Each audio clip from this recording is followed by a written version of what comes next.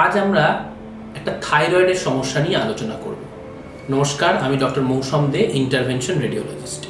অনেকেই দেখবেন বিশেষ করে মেয়েদের মধ্যে থাইরয়েডের সমস্যাটা একটু কমন। অনেকেরই গলার এখানে একটা ফোলা জিনিস রয়েছে, হয়তো আল্ট্রাসাউন্ড করালেন, করতে গিয়ে ধরা পড়লো যে থাইরয়েডে একটা ছোট্ট মতো বিনাইন টিউমার আছে। প্রথমত বাড়ির সব লোক আতঙ্কিত হয়ে যান টিউমার নামটা শুনলেই।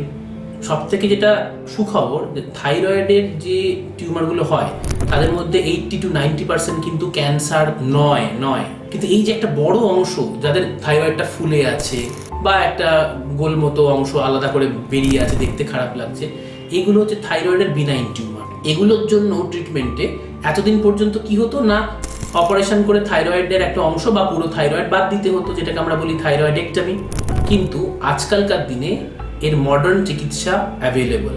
এতে আমরা একটা ছুঁচ, যেমন কোভিডের সময় অনেকে যারা ভ্যাকসিন নিয়েছেন জানেন একটা ছুঁচ ফুটতে যেটুকু লাগে, এখানে লোকাল অ্যানাস্থেসিয়ার মাধ্যমে গলায় একটা নিডল প্রিক হবে, যেরকম এফএনএসি হয় সেরকমই হয়ে যে টিউমারটা রয়েছে সেটাকে পুড়িয়ে দেওয়া হবে।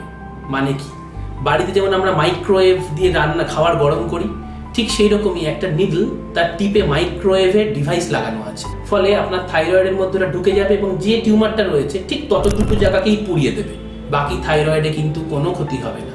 এতে সুবিধা কি? সার্জারি না করে কেন আমি এটা করাবো? 1 নম্বর, সার্জারি করলে আপনার গলায় একটা বড় কাটা দাগ থাকবে, এটা খুব অবভিয়াস, আপনারা জানেন, নাহলে সার্জন ঢুকবে কি করে।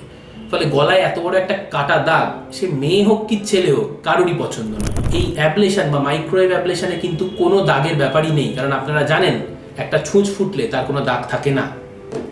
দ্বিতীয়ত, থাইরয়েডের অপারেশনে দেখবেন সার্জন সবসময় পেশেন্টকে এবং বাড়ির লোককে সতর্ক করে যে দেখো বাবা, অপারেশনের পরে কিন্তু গলার স্বর পাল্টে যেতে পারে, কারণ পাশে একটা খুব ইম্পর্টেন্ট নার্ভ থাকে, রেকারেন্ট ল্যারিঞ্জিয়াল নার্ভ আমরা ডাক্তারি ভাষায় বলি, সেটা ইনজুরি হতে পারে। এক্ষেত্রে আমরা তো কাটাছেঁড়া করছিই না, সুতরাং এই সমস্ত নার্ভ ইনজুরি হওয়ার কিন্তু চান্স অলমোস্ট নেই। সুতরাং ভয়েস পাল্টে যাবে এর সম্ভাবনা কিন্তু অলমোস্ট 0। এবার আপনার মনে হবে যে বাবা, যারা গান গায় তাদের তো না হয় ভয়েস বা স্বর পাল্টালে সমস্যা, আমার স্বর পাল্টালে কি, আমি তো আর গান গাই না। কিন্তু একটু ভালো করে ভেবে দেখবেন, আর যদি হঠাৎ করে আপনার গলার আওয়াজটা পাল্টে যায়, একদম গমগমে থেকে একেবারে হাস্কি ভয়েস বা খ্যাসখ্যাসে ভয়েস হয়ে যায়, আপনি কর্মক্ষেত্রে যেতে পারবেন না যে আমার ভয়েস পাল্টে গেছে, বাড়ির লোক একটু অদ্ভুতভাবে আপনার দিকে দেখবে। সুতরাং গলার স্বর পাল্টে যাওয়াটা কিন্তু একটা সিরিয়াস ইস্যু, যে ভয়টা এই মাইক্রোওয়েভ অ্যাবলেশনে নেই।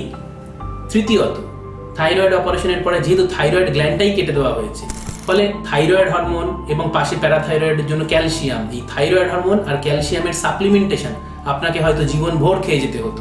এই যে অ্যাবলেশন পদ্ধতি, এখানে এর কোনো গল্পই নেই, কারণ থাইরয়েড গ্ল্যান্ড নিজেই সেখানে রয়েছে, প্যারাথাইরয়েডও রয়েছে। সুতরাং ক্যালসিয়াম, ভিটামিন ডি বা থাইরয়েডের ওষুধ খাওয়ার যারা আগে খাচ্ছিলেন না, তাদের কোনো দরকার নেই। নেক্সট, একটা যখন আপনি সার্জারি করেন, দিনের দিন তো আপনাকে ছুটি করতে পারবেন, আপনাকে কিছুদিন হাসপাতালে থাকতে হবে। এই অ্যাবলেশন পদ্ধতিতে আপনি করবেন, 1 ঘন্টার মধ্যে আপনি বাড়ি চলে যাবেন, কোনো হসপিটাল স্টে নেই। ফলে কি হয়, মানুষের ক্ষেত্রে কমপ্লায়েন্স বা মানুষ খুব খুশি হয়।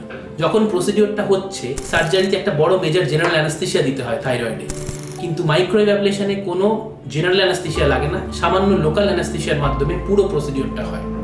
পেশেন্ট নিজে জেগে থাকবে, সেটা দেখতে পাবে। সুতরাং বিনাইন থাইরয়েড নডিউল, যারা এফএনএসি করে ডাক্তারবাবু বলেছে বিনাইন বা অনেকে বলেন বেথেসডা 2, এগুলো যদি এফএনএসি রিপোর্টে থাকে, অপারেশনের আজকালকার দিনের কোনো দরকার নেই। মাইক্রোওয়েভ অ্যাবলেশন আপনার ঘরের কাছে, আপনার শহরে অ্যাভেলেবল, আপনি যে কোনো সময় সেটা অ্যাভেল করতে পারেন। কোনো কাটা দাগ ছাড়া থাইরয়েডের সমস্যা থেকে মুক্ত হবেন, একটা বড় থাইরয়েড নিয়ে আপনাকে ঘুরতে হবে না। আমাদের বহু পেশেন্ট, বহু রোগী আছেন যারা মানে শীতকাল তো ছেড়ে দিন, অন্য সময়ও গলায় একটা স্কার্ফ বা শাড়ির আঁচল জড়িয়ে ঘোরেন, কারণ তার থাইরয়েডটা ফোলা। আমি চাই সেই মানুষগুলো যাতে নর্মালি ঘুরতে পারেন। তাই থাইরয়েডের সমস্যা থাকলে ইন্টারভেনশন রেডিওলজিস্টের সঙ্গে যোগাযোগ করুন। ভালো থাকবেন, সুস্থ থাকবেন। নমস্কার।